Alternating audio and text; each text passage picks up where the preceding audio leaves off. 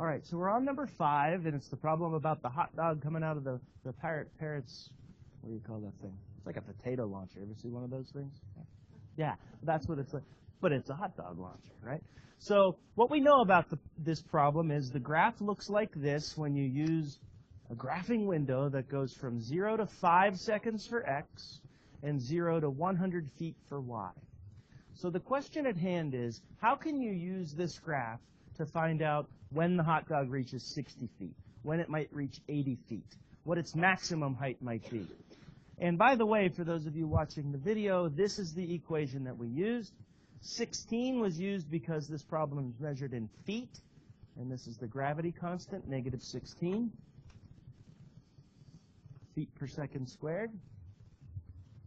The 65 was the initial velocity, and the 7 was the initial height.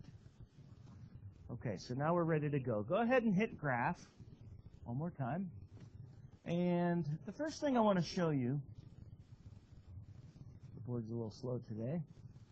First thing that I want to show you is that you can always use the trace feature on your calculator to just search for things. Like, for example, you could press trace, and then you could hit the number 1 to see where the hot dog was after 1 second. And you can see it's at 1,56.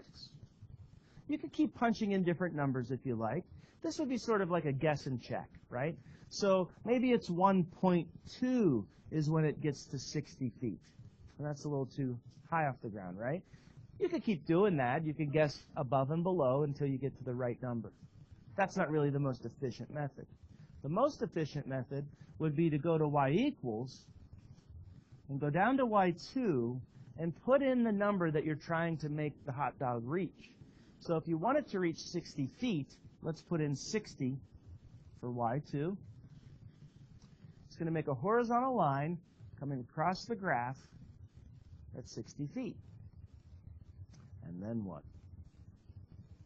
What's better than just hitting trace? Second trace, it's known as the calculate menu. In the calculate menu, you can find a whole bunch of different things, right? You can find the zeros of the function. You can find the minimum, maximum. We're interested in number 5, which is the intersection. We want to know where the curve hits the red line on my screen. So it asks you a couple questions. Is this the first curve that you want to find the intersection of? You just hit enter to confirm. Is this the second curve that you want to find the intersection? Yes, you just hit enter. And then if you hit enter one more time, it'll find one of the intersection points. Got it?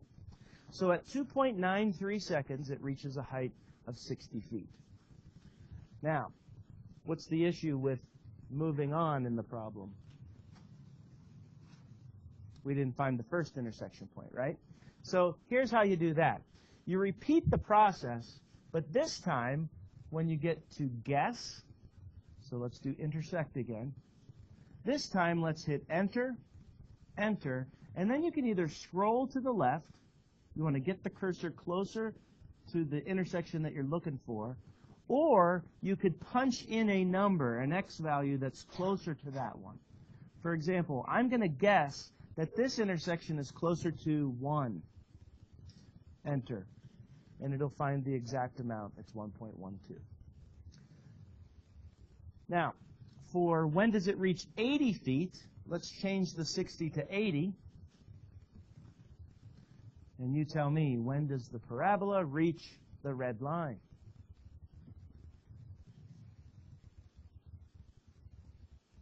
Answer? It doesn't. So that's why for my answer key I have it won't. All right? I'm going to stop there on the video.